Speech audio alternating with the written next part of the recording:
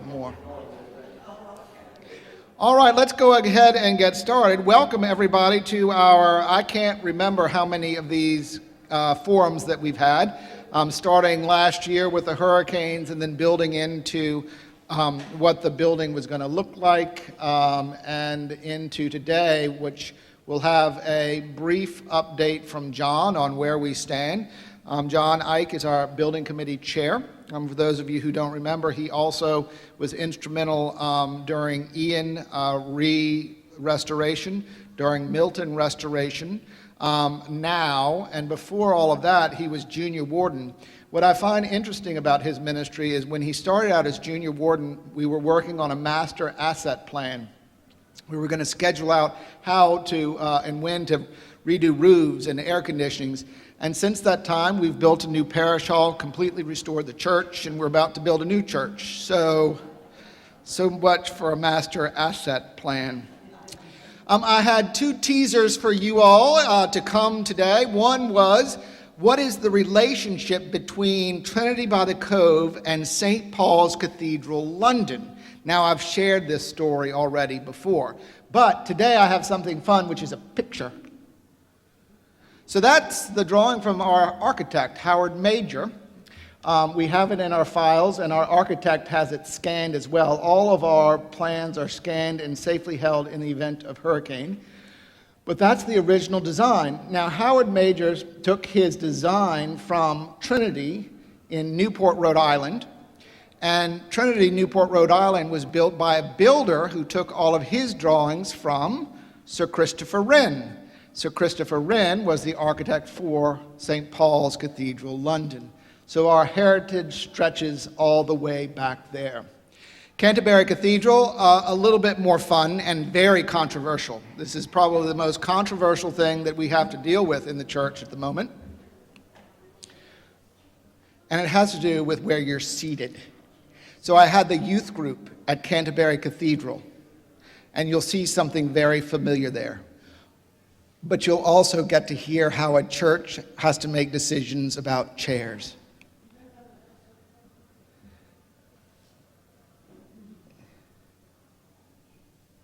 Uh-oh, no sound. This is Canterbury Cathedral. It is the home of the Archbishop of Canterbury, a place of pilgrimage, the centre of the Anglican Communion, the Mother Church, and one of our famous archbishops, Thomas Becket, was murdered here in the 12th century and has been a place of pilgrimage ever since. Bad idea. People come here every day for services, for worship, for a number of events, concerts and other activities.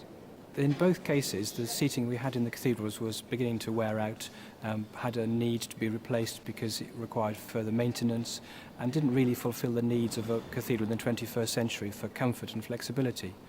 The decision to go for the 44 chair was made after a long process of discussion and consultation, and we had to check that people were happy with the comfort of any seats, and we did look at about a dozen different types of chair, both solid wood chairs and stacking chairs and even folding chairs. And in the end, after a long process, with trials in the various cathedrals of the different types of seating, for comfort and for the look in the building, which is very important with the number of chairs we now have set around the cathedral, the Howe 44 won the day. But what sold it to me, because my job is to do with practicality, is how useful they are for moving, stacking, and often removing, because we have lots of events now that require the church to be empty of chairs and the floor completely open. And so we can stack them and remove them very quickly and very easily. We've found since we've had them that they are very flexible in use, and if we suddenly need to take one row of seats away, we can stack them on the row behind and still use them because the seats are so slender and people can still sit on that row.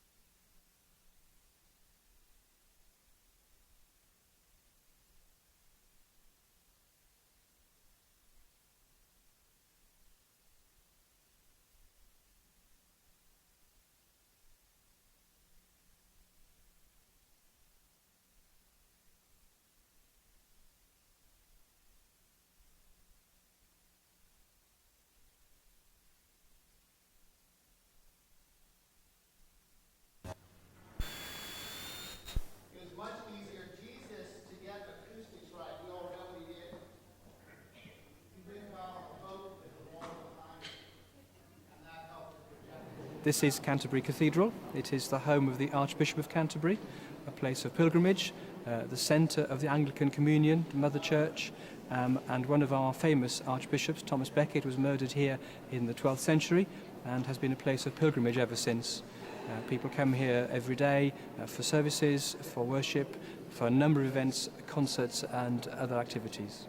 In both cases, the seating we had in the cathedrals was beginning to wear out, had a need to be replaced because it required further maintenance and didn't really fulfill the needs of a cathedral in the 21st century for comfort and flexibility. The decision to go for the 44 chair was made after a long process of discussion and consultation, and we had to check that people were happy with the comfort of any seats, and we did look at about a dozen different types of chair, both solid wood chairs and stacking chairs and even folding chairs. And in the end, after a long process, with trials in the various cathedrals of the different types of seating, for comfort and for the look in the building, which is very important with the number of chairs we now have set around the cathedral, the Howe 44 won the day. But what sold it to me, because my job is to do with practicality, is how useful they are for moving, stacking, and often removing, because we have lots of events now that require the church to be empty of chairs and the floor completely open. And so we can stack them and remove them very quickly and very easily. We found since we've had them that they are very flexible in use, and if we suddenly need to take one row of seats away, we can stack them on the row behind and still use them because the seats are so slender and people can still sit on that row.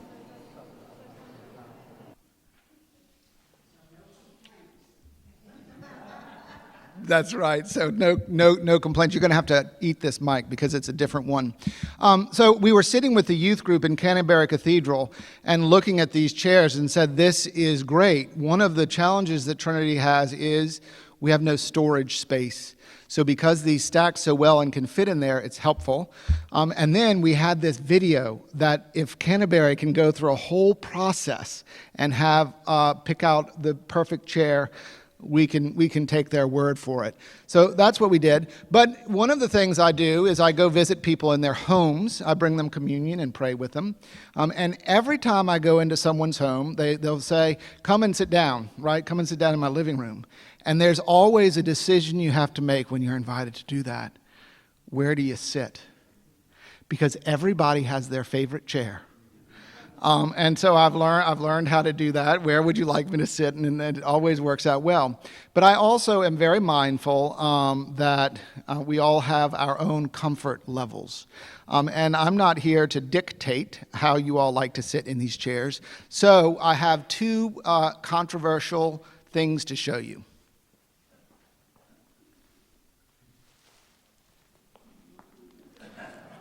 Number one, a lumbar pillow. So I want you all to check this out and see if it fits. One of the things with some of our smaller stature parishioners, their feet don't touch the ground in these chairs. And so being able to sit forward is helpful. But I tested this out with the Mahjong group, and they didn't like this cushion at all. Well, one did, two did not. They said the real problem with these chairs is I'm older and I don't have much cushion. And so here is another cushion. So we can test these out and see if you like them, because it is really important. Worship, when we do worship, our posture and our way of being is very important. Those of you who have done contemplative prayer or may have a prayer chair at home know that you want a favorite chair where you can sit and be comfortable. We see it in our Sunday worship with pews and kneelers. Some people love to kneel straight up, right? Some people like to do the Anglican crouch where your derriere is on the pew and your knees. That's my favorite one. But all of these postures and ways of being as we worship, they are important. And so I do want you to be mindful of those as we go into interim worship. And you know, that was what was neat about the youth group saying, no, we really want our candles for the Christmas Eve service. It'll be important, and we're going to pay a lot of mind to it. So that was the two controversial things. I answered St. Paul's and I answered Canterbury Cathedral. And did we go through questions or the mic wasn't working? No, we didn't get any questions. So next is, John has a program set for you all, but we want to make sure to cover any questions that you had as well. So if you tell me any questions, we'll make sure to cover them. All right, John.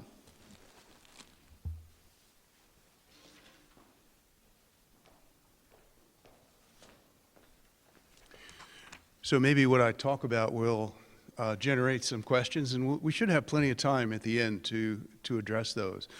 The first thing I'd like to do.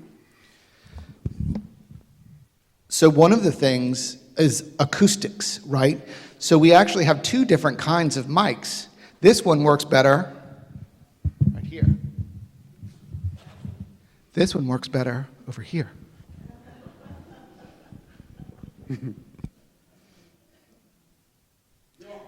first thing I would like to do is to acknowledge the building committee. And we've got a couple members here, Catherine Morgan in the back and Helene over on the right. And in addition to those that are present, of course, Father Edward really leads our effort.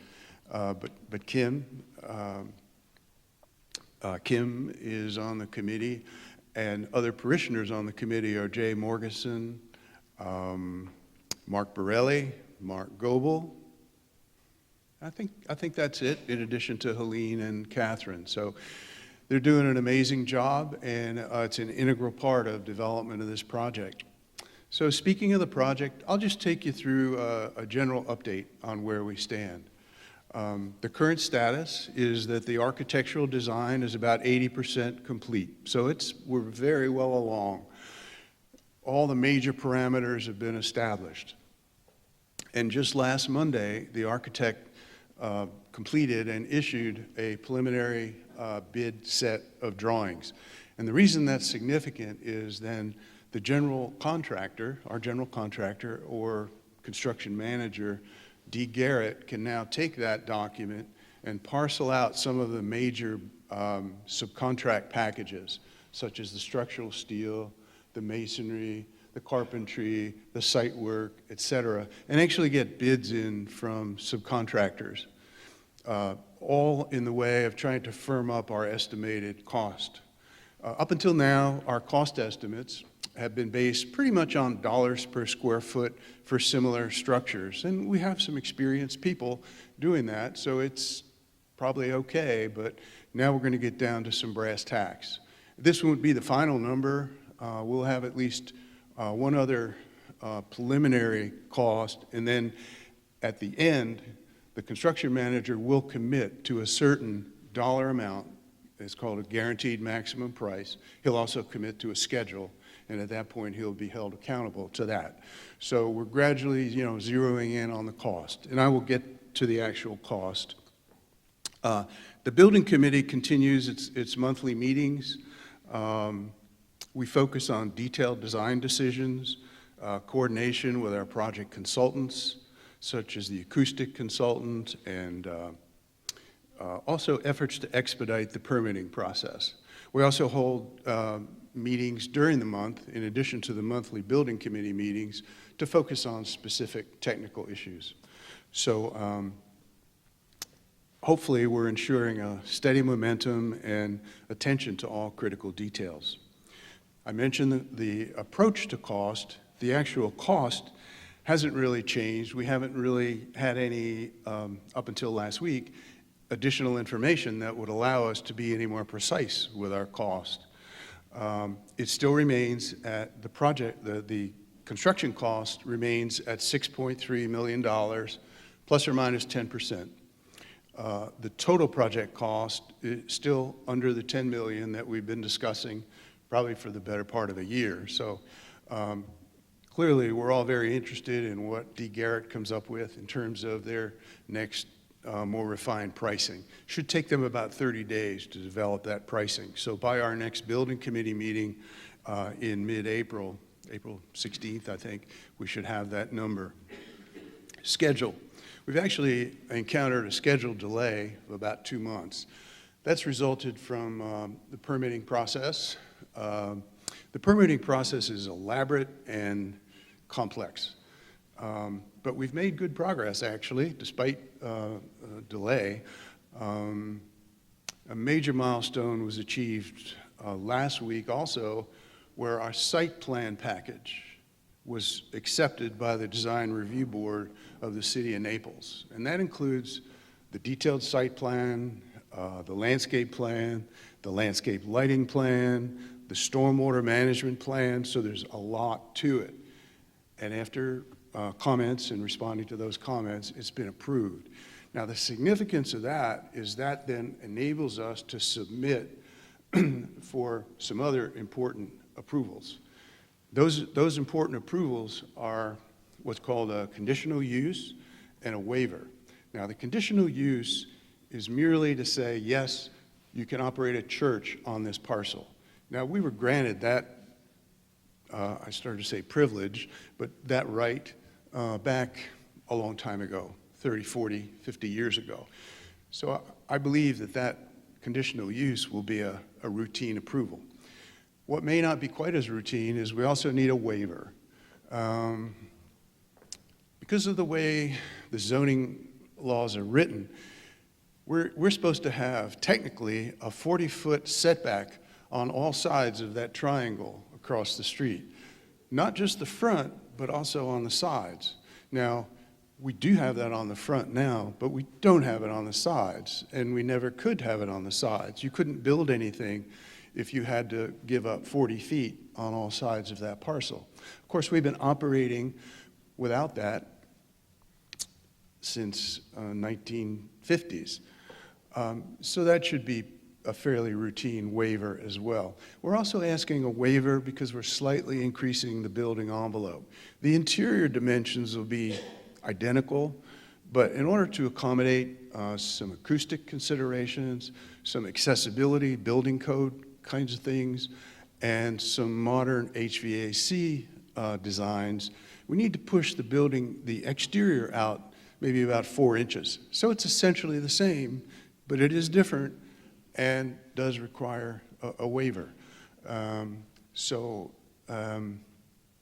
next step is that petition, that application will be submitted this week before March 30th. And if it's submitted before March 30th, it'll be considered by the Planning Advisory Board, which is kind of the planning committee of the city, on June 13th.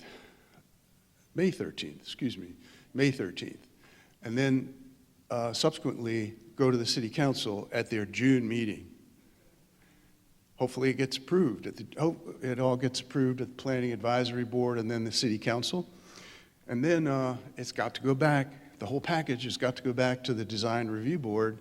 And unfortunately, they take a couple months off in the summertime, so their next available meeting will be late August. I think it's August 26th. So fingers crossed. We've done our due diligence. We have excellent consultants working for us. By August 26th, we will have all of the planning approvals that we need. At that point, we can begin to submit building permits. You can't submit building permits until you have, and it makes sense, you gotta have all the other approvals in place. So the building permits, to make sure everything is built strictly according to code, we expect 60 to 90 day approval for that. Hence, groundbreaking more now closer to November 1st as opposed to the August, September dates that we've kind of talked about earlier. So that's a long-winded way to talk about schedule. I mean, after all of this, the construction's going to be straightforward because of the complexity of the permitting process. But we're getting through it, and it is going well. I think it's going well. The bottom line is overall, the design process is advancing well. The building committee is functioning in a thoughtful and collaborative manner. The permitting process is underway, and we're optimistic that it can be completed successfully by early fall, allowing construction to begin immediately thereafter once those building permits are approved. So that's about it, what I had in mind. Are there questions for either Father Edward or myself?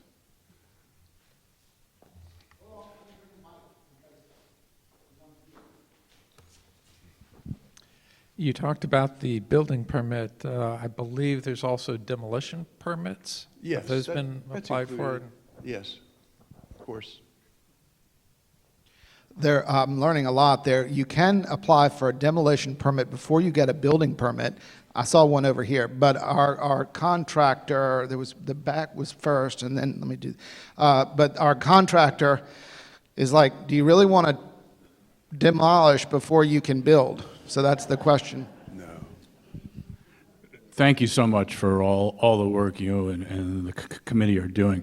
I would just be interested, could you talk a little bit more about the demolition and construction process? I mean, is it a complete tear down, or how, pardon me for not knowing this, but, and then how are you going to be raising the church to the level where we want? Thank you. Okay, great question.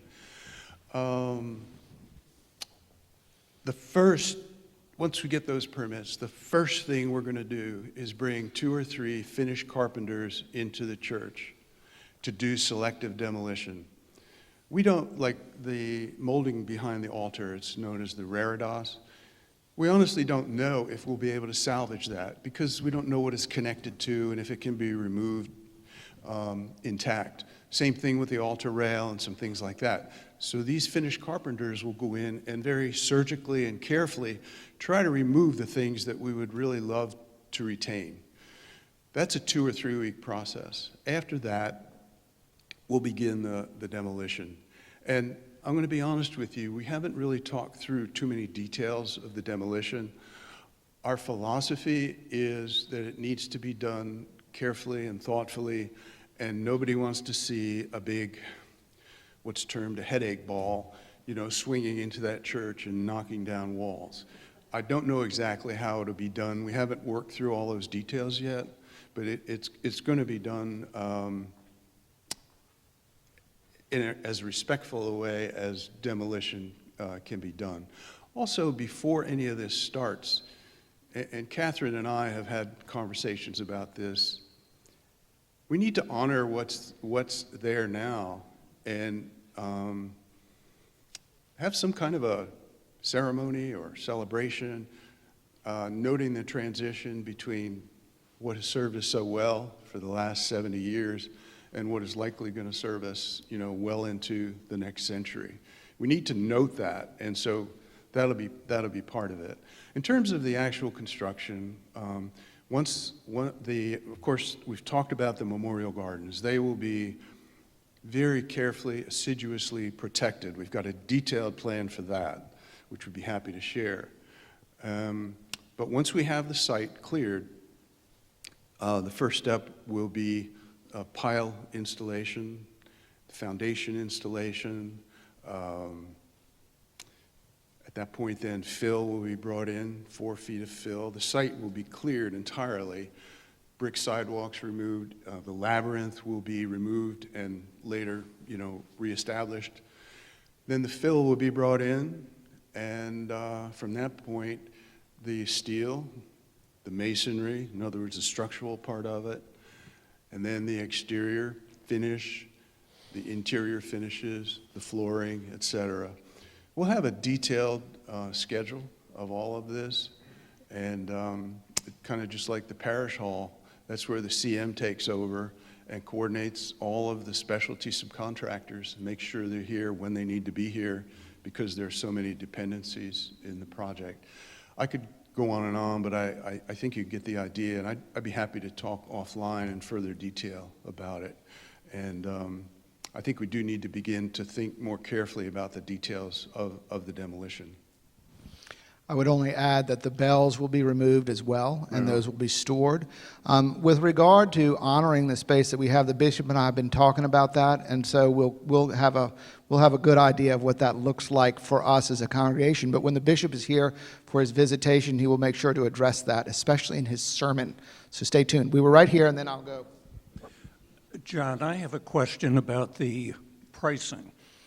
Given the war in Iran and the disruption in energy, which affects so many things, how do you finesse getting a firm cost when there's so much uncertainty over the next, you pick a number, weeks, months?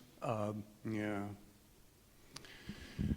Well, you put your finger on a key issue. We faced a similar challenge here with the parish hall because we broke ground in April 2020, right as COVID was really spreading, and we had serious concerns about supply chains, and some of those came to pass. I don't know. I mean, we have an excellent construction manager on site. The whole issue comes down to who shares the risk. How do you share the risk of delays? If you contractually put all the risk on your supplier or subcontractor, you're going to pay a premium price for it. On the other hand, if we take all the risk, where's the incentive for the subcontractor to go out of his way to perform? So we just have to be very careful in contracts, how we apportion that risk, and put the risk where it can best be managed. Certain risks we can manage best. Certain other risks we don't have much control over, and we're going to have to put those on the subs. So we have a very astute construction manager, and we'll just have to work through those details. Maybe early on, I mean, energy is going to affect everything, you know, because everything has to be shipped or trucked here. So without a doubt, you know, we have to keep an eye on inflation. But it certainly does not make sense, at least under current conditions, to try to time things, because who knows what's around the next corner, and who knows really where we're going to be a year from now. Energy could be a lot lower, could be a lot higher. So, you know, lots of uncertainties. Great question. I hope I've begun to address it a little bit. Relative to supply chain problems, there's an example of what we went through in COVID in this room. All you have to do is turn around and look at the projector. We could not get a white one because of supply chain issues, so we have a black one. So we deal with it. Yeah. I know you can't say for certain a demolition date. You alluded to it in your talk, maybe November-ish, depending on permits. Is that what we're looking at right now?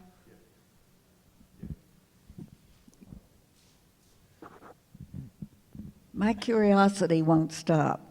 What will happen to the contents of the original cornerstone? Will they be displayed? Will we all see them? So you're right. In the bulletins, I've made note that in the original cornerstone, all of the names of the donors were placed in there. I don't know what that looks like. We don't have any record of that. So I'll be there, though, when we look and see what's happening with that cornerstone. I'll look in and we'll see. And if there's something we can show, we'll show it. Because we'll have that cornerstone for a while before we start going up with the church.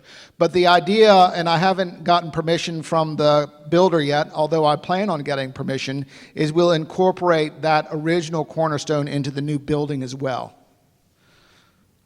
Other questions? This one first. Will there be a 2026 cornerstone as well? Yes, I've promised that to you all, and I'll keep my promise on that. And that's where all your names will go into that as part of the tradition of the original cornerstone too. I think we mean a 2027. I'm not sure. Cornerstone. You know, we have a history project going on right now too. And there are references just in some of the old notes that there are other things in that cornerstone. We don't know what they are. The only comment on them was that they were regarded by some of the people there as significant of the time. So it could be interesting, and perhaps we ought to be thinking of the same thing for the new one. I'm hoping for a gold bar. I'd say, what was that, cornerstones? Oh, one of the history things that I haven't figured out how to get to you all, but in one of the history, I think it's Mrs. Foreman's history, when Donna came, the floor in the church sank. And so to fix that, guess what they did? They just got a bigger floorboard. Any other questions? Mrs. Foreman was very upset. She wrote sort of a nasty gram. Anything else? One more? We have time.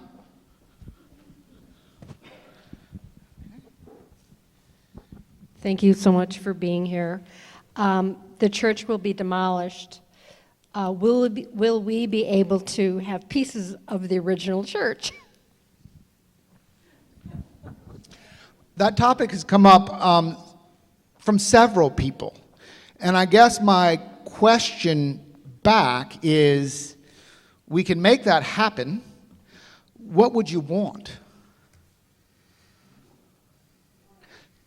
So when we had our outreach Sunday, one of the outreach representatives, wonderful person, Nina Gray, she came out and she said the same thing. What can you save? And what can you give? She had in terms of, what would you give a donor as sort of a thank you. One idea is to take which I haven't followed up on yet, but is to take the panes of glass. So all of those windows in the nave, they're individual pieces of glass. So maybe we could take those out and engrave maybe a picture of the church on it, laser engraving. I think that might be kind of interesting. But as I look around the church, I wonder, what is it that you would actually want? It's not like we have stained glass. We don't have bricks. Sometimes people take up the bricks. The floor isn't original. The windows, maybe, but those aren't original. I mean, the rose windows aren't original either. Then someone suggested maybe cutting pieces of the molding, but is that something that you would really want? So this is a great opportunity. Tell me, what is it that you would want from the church? What keepsake would you want? Bob? I can't tell you, but John mentioned the Finnish carpenters that are going to be here, and they could certainly tell what would be easily accessible and can be handled and all that, so I'd get their input. So a couple things you can't have, right? You can't have the pews. You can't have the kneelers. You can't have the pulpit. You can't have the altar. So a lot of the things we're going to retain are the things that you would really love and want. Some people would say, I'll take a pew. Virginia's parents have a pew out front of their church, out front of their house, right? Just have it sitting outside. But think when next time you're in the church, do me a favor and look around and say, it would be really meaningful for me to have whatever it is. Because I need you to tell me. You've talked about documents, names, and so forth that would go into a cornerstone.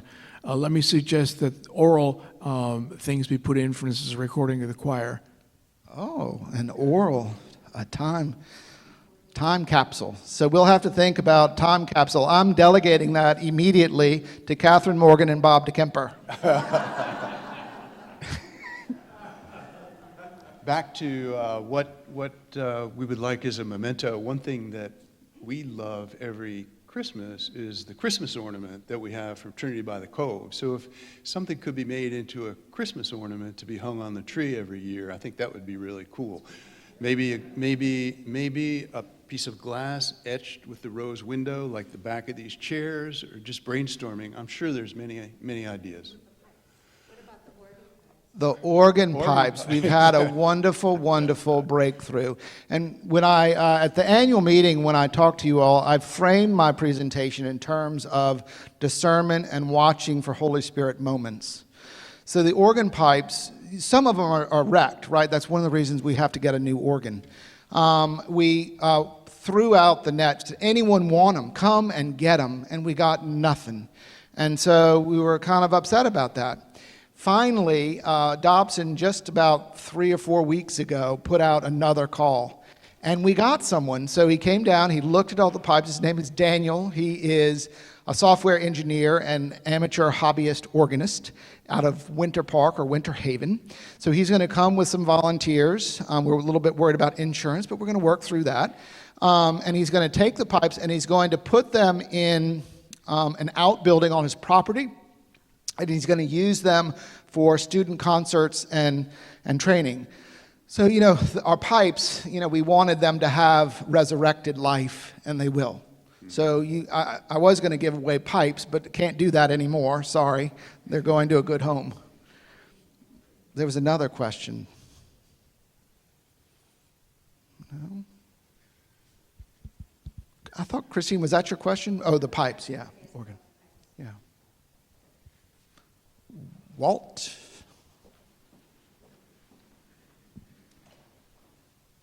Will there be a decertification, decommissioning, religious right? The answer right now is no, because the bishop and I don't see this as deconsecrating a church. So the prayer book has a service for deconsecrating a church when it's no longer going to be used that way. And that is really for a congregation that has died. In no means is this a death. This is a resurrection, and this is the next generation. So Bishop and I both don't think that's appropriate. What I think will be appropriate is he'll have, when he's here, he's going to address this with us, and he's going to I told him, you better figure out what you're going to say and say it well. And then probably when we get closer to knowing when we're actually going to start and retire our current building, the Sunday before, we'll have a great service. And as part of that, and those of you who were here for the hurricane, you know how emotional I got when we moved the altar from that building over here. We'll do that. Episcopalians do wonderful liturgies in marking holy moments. And trust me, we'll do great. And you all will all be crying. And I will be too. Okay. But there's Good Friday, and then there's Easter. Why do we have to give so much money to the diocese when we raise money for this? Why do we have to give so much money to the diocese? There are two tithes that we give to the diocese. One is on operating expenses. The other is on capital expenses. The diocese is addressing this with us at the moment, and our treasurer, Helene McGill, is actually on a select committee studying it. So we're hoping to get some relief and structure the capital apportionment in a sliding scale way. Meaning, you raise $100,000, that's one thing. When you're doing $10 million, could you give us a break, right? The other thing that the diocese is working with us is on us designating that money. So with this hall, I went up, it upset me.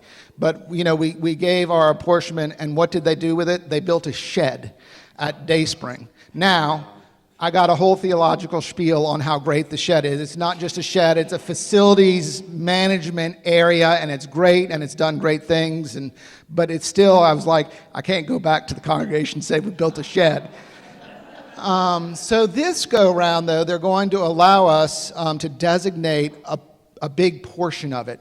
And right now the thought is to endow a resiliency fund for our Naples Deanery. So for all of the churches here to do something that way. That's where the vestry will work with the diocese on that. But that is what I think I put in all of your campaign material, so that all of your life's labors will really be used for resilience. And I think that makes a lot of sense. Good questions today. Thank you all. I love the questions. Hold on.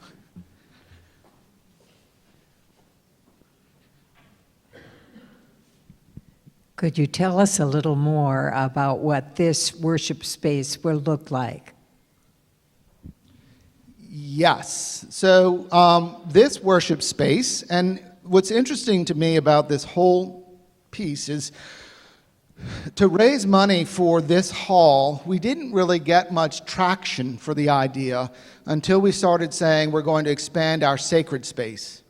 And I think we all now see, looking out at the water, whether it's on our waterfront worship or when we were in here for the hurricanes, that this space really is beautiful, and it mirrors the beauty that we have in the church. So as much as we can, we're going to be doing that. You'll have, just like we had in the hurricane times, you'll have the altar from the church will be here, and you'll see all of the candles will look a lot alike. The church furnishings with the prayer desks will all be here.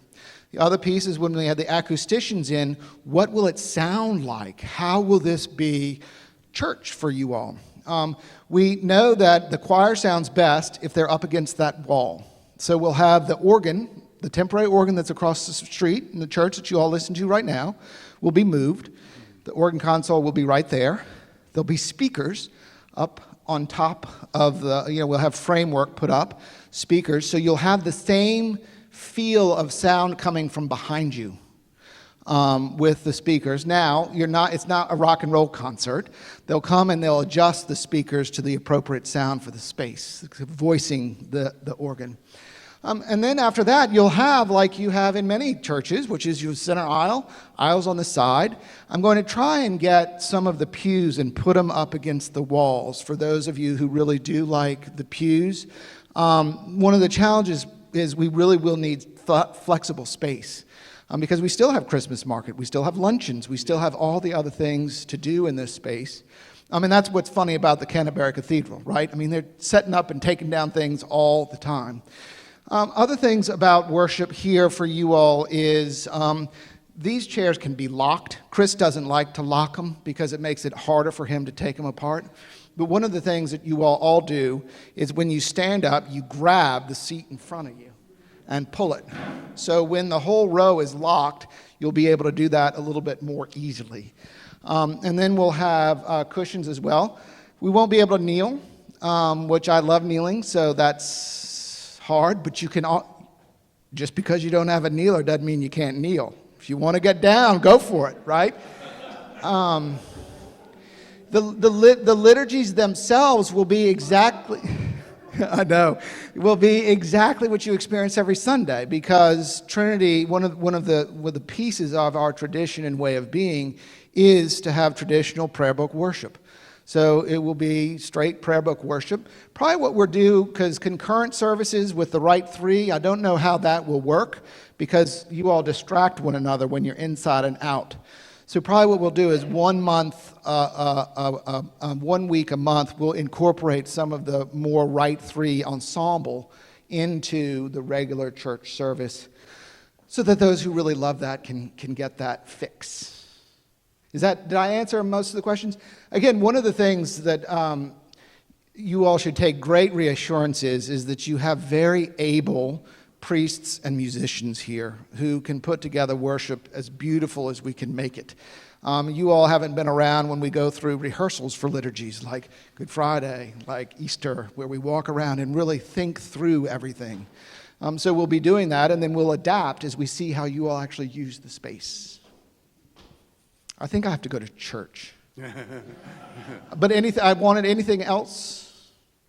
Again, I'll still be doing coffee chats, but if you have something that's really on your mind or you have a good idea, just send me an email and come and chat with me. It's one of my favorite things to do. I'd rather do that than answer email. Well, I'll answer your email